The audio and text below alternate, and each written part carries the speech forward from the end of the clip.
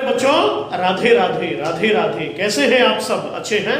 मैं Ashok Mishra learning with Radhe Radhe YouTube channel में आपका हार्दिक स्वागत करता हूं। बच्चों, आज मैं लेकर के आया हूं आपके लिए हिंदी साहित्य का मोस्ट इंपोर्टेंट टॉपिक, जिसका नाम है हिंदी साहित्य के महत्वपूर्ण प्रश्न।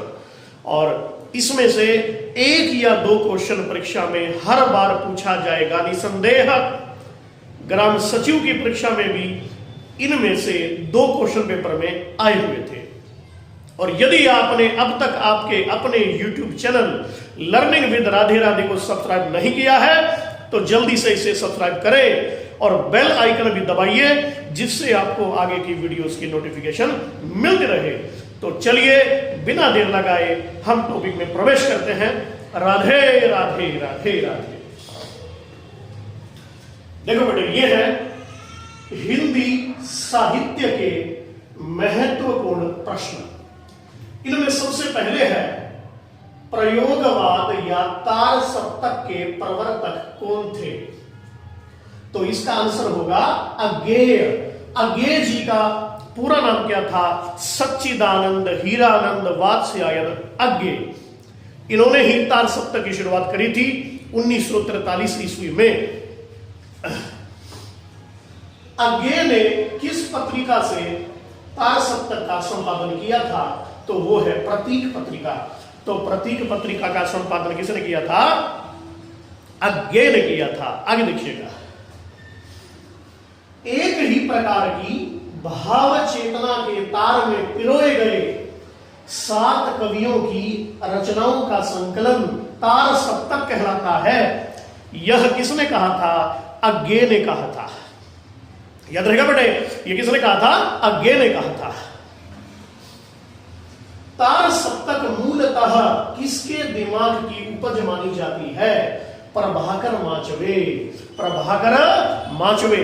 तार सप्तक जो है वो किसके दिमाग की उपज है? तो ये है प्रभाकर माचवे। प्रभाकर माचवे। तार सप्तक के 7 कवि किसी एक स्कूल के नहीं है। वे राही नहीं अपितु राहों के अन्वेषी हैं। ये किसने कहा था? तो बेटे ये कहा था अज्ञेय ने कहा था। अज्ञेय ने कहा था। आगे देखिएगा, प्रयोगवाद को खाली बैठे लोगों का धंधा किसने कहा? नंद दुलारे वाजपेयी ने। ये क्वेश्चन पेपर में आ सकता है कि प्रयोगवाद को खाली बैठे लोगों का धंधा किसने कहा था? किसने कहा था? नंद दुलारे वाजपेयी। नंद दुलारे वाजपेयी। प्रयोगवाद का मूलाधार व्यक्तिवाद है। प्रयोगवाद का मूलाधार व्यक्तिवाद है। यह किसने कहा? डॉक्टर बच्चन सिंह ने कहा। किसने कहा? डॉक्टर बच्चन सिंह ने कहा। डॉक्टर बच्चन सिंह ने कहा। प्रयोगवाद नाम सर्वप्रथम किसने दिया था? या यूं कह लीजिएगा कि प्रयोगवाद को प्रयोगवाद किसने कहा? नंद दुलारे वाजपेयी। नंद दुलारे वाजपेयी ने कहा। नकेनवाद में कितने कवि आते हैं? ये क्वेश्चन पीछे जो ग्राम सचिव का एग्जाम हुआ था उसमें पूछा गया था। तो नकेनवाद में 3 कवि आते हैं और तीनों कवियों के पहले पहले अक्षर को लेकर के ये शब्द बना है नकेनवाद। तो न से नलिन बिलोचन शर्मा। नलिन बिलोचन शर्मा। के से केसरी कुमार। और फिर न से नरेश कुमार। तो नलिन बिलोचन शर्मा, केसरी कुमार, नरेश कुमार। हिंदी साहित्य में कठिन गद्य का प्रेत किसे कहा जाता है? हिंदी साहित्य में व्यष्टि चेतना का कवि कौन कहलाता है? तो ये राइट आंसर होगा अज्ञेय होगा। कौन होगा बेटे? अज्ञेय। सच्चिदानंद हीरानंद वात्स्यायन अज्ञेय होगा। हिंदी साहित्य में कठिन काव्य का प्रेत कौन कहलाता है? तो ये है केशवदास। कौन? केशवदास। इन केशवदास को हिंदी का मुख्य अलंकारवादी कवि भी कहते हैं, जिन्होंने एक पंक्ति बोली है कि यद्यपि सुजाति सुलक्षणी सुवर्ण सरस सुवृत्त भूषण विनुन विराजई कविता वनिता मित्र। तो ये अलंकारवादी कवि भी है हिंदी में। हिंदी साहित्य में कविता का गांधी कौन कहलाता है? तो भवानी प्रसाद मिश्र। भवानी प्रसाद मिश्र को कविता का गांधी कहते हैं, क्योंकि इनकी कविताओं में गांधी जी के चरखे जैसी सहजता दृष्टिगोचर होती है। याद रहेगा बेटे, तो वेरी इंपॉर्टेंट है। और इस वीडियो को ज्यादा से ज्यादा शेयर जरूर करना भाई, जिससे HSSC की तैयारी करने वाले हर स्टूडेंट तक ये वीडियो पहुंचे और मेरा यह लघु प्रयास सार्थक हो। आगे देखिएगा, हिंदी साहित्य में कविता का गांधी भवानी प्रसाद मिश्र। इन्होंने गीत फरोश भी लिखा है। गीत फरोश किसकी रचना है? भवानी प्रसाद मिश्र। एक बार क्वेश्चन एग्जाम में आया था, जी हां हुजूर मैं गीत बेचता हूं। जी हां हुजूर मैं गीत बेचता हूं, मैं तरह तरह के गीत बेचता हूं। तो ये किसने बोला था? भवानी प्रसाद मिश्र। भवानी प्रसाद मिश्र ने बोला था। तो वेरी इंपॉर्टेंट बिंदु है ये आपका। देखिए आगे, किस कवि की कविताओं को स्वाधीन भारत का इस्पाती ढांचा कहते हैं? तो गजानन माधव मुक्ति बोध। गजानन माधव मुक्ति बोध। किसकी कविताओं को स्वाधीन भारत का इस्पाती ढांचा कहते हैं? तो मुक्ति बोध की कविताओं को कहते हैं। तो बच्चों याद रहेगा ना, मुक्ति बोध की कविताओं को इस्पाती ढांचा। भयानक खबरों का कवि, तीव्र इंद्रिय बोध का कवि, फैंटेसी का कवि, यानी कि रहस्यात्मक जो कविताएं होती हैं उन्हें कहते हैं फैंटेसी। तो ये कौन कहलाते हैं? गजानन माधव मुक्ति बोध। गजानन माधव मुक्ति बोध। मुक्ति बोध इनका शॉर्ट नेम भी है। अगर आपसे पूछा जाए कि हिंदी में भयानक खबरों का कवि कौन कहलाता है, तो मुक्ति बोध। कठिन काव्य का प्रेत कौन कहलाता है? केशवदास। हिंदी का मुख्य अलंकारवादी कवि कौन कहलाता है? तो केशवदास। हिंदी में कठिन गद्य का प्रेत कौन कहलाता है? तो अज्ञेय। याद रहेगा। आगे देखिएगा, हम होंगे कामयाब, हम होंगे कामयाब एक दिन। है ये जो गीत है बेटे, यह गीत किस हिंदी के कवि ने लिखा था? तो गिरजा कुमार माथुर। गिरजा कुमार माथुर ने लिखा था हम होंगे कामयाब गीत, गिरजा कुमार माथुर।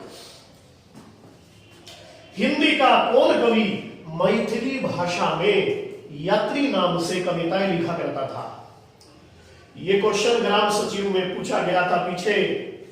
तो वो है नागार्जुन। और नागार्जुन का मूल नाम क्या था? वैद्यनाथ मिश्र। वैद्यनाथ मिश्र। हिंदी का कौन कवि मैथिली भाषा में यात्री नाम से कविताएं लिखा करता था? नागार्जुन। और नागार्जुन का मूल नाम था वैद्यनाथ मिश्र। जब ये बौद्ध धर्म में दीक्षित हो गए थे तो इनका नाम पड़ गया था नागार्जुन।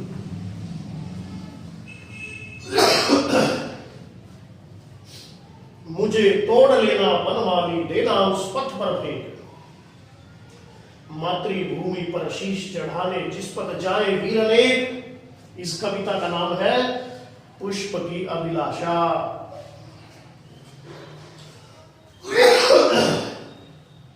किसने लिखी बेटे? ये लिखी है माखनलाल चतुर्वेदी। माखनलाल चतुर्वेदी। मुझे तोड़ लेना बनमाली, देना उस पथ पर फेंक, मातृभूमि पर शीश चढ़ाने जिस पद जाए वीर अनेक।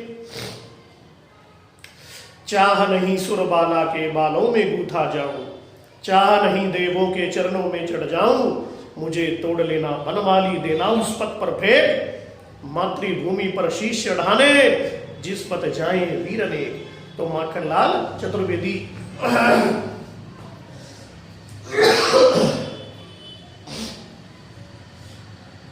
हम दीवानों की क्या हस्ती, आज यहां कल वहां चले। ये जो गीत है किसने लिखा? भगवती चरण वर्मा। भगवती चरण वर्मा ने लिखा। हम दीवानों की क्या हस्ती, आज यहां कल वहां चले। तो भगवती चरण वर्मा। और कविता कौन सी?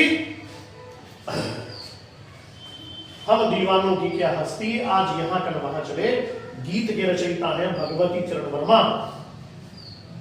और मुझे तोड़ लेना बनमाली, इस कविता का नाम है पुष्प की अभिलाषा। मक्खनलाल चतुर्वेदी को एक भारतीय आत्मा के नाम से भी जाना जाता है। के चाह नहीं सुरबाला के बालों में गूथा जाऊं, चाह नहीं देवों के चरणों में चढ़ जाऊं। मुझे तोड़ लेना बनमाली, देना उस पथ पर फेंक, मातृभूमि पर शीश चढ़ाने। जिस पथ जाए वीर अनेक। कविता का नाम पुष्प की अभिलाषा। फूल कहता है मुझे तोड़ लेना बनमाली, देना उस पथ पर फेंक, मातृभूमि पर शीश चढ़ाने। जिस पथ जाए वीर अनेक, कि हे माली मुझे तोड़ के वहां बिखेर देना जहां भगत सिंह, राजगुरु, सुखदेव बलिदान के लिए जा रहे हो। तो कविता का नाम है पुष्प की अभिलाषा। इसके रचयिता है मक्खनलाल चतुर्वेदी। तो बेटे ये मैंने बहुत ही इंपॉर्टेंट क्वेश्चन चुने हैं हिंदी साहित्य में से और आपको कराए हैं। परीक्षा में जाने से पहले एक बार इस वीडियो को आप जरूर देख करके जाइएगा। और मेरा ऐसा मानना है कि इसमें से अगर साहित्य के प्रश्न हिंदी में आए तो 1 या 2 क्वेश्चन इसमें जरूर आपको मिलेगा। और इस वीडियो को आप ज्यादा से ज्यादा बच्चों तक पहुंचाइए, शेयर जरूर कीजिएगा, क्योंकि तभी मेरा यह लघु प्रयास सार्थक सिद्ध होगा। तो जल्दी से इसका स्क्रीनशॉट लीजिए और learning with Radhe Radhe channel को सब्सक्राइब करना न भूलिए और बेल आइकन भी दबाइए, जिससे आपको आगे की वीडियोस की नोटिफिकेशन मिलती रहे। इन्हीं शब्दों के साथ राधे राधे राधे राधे।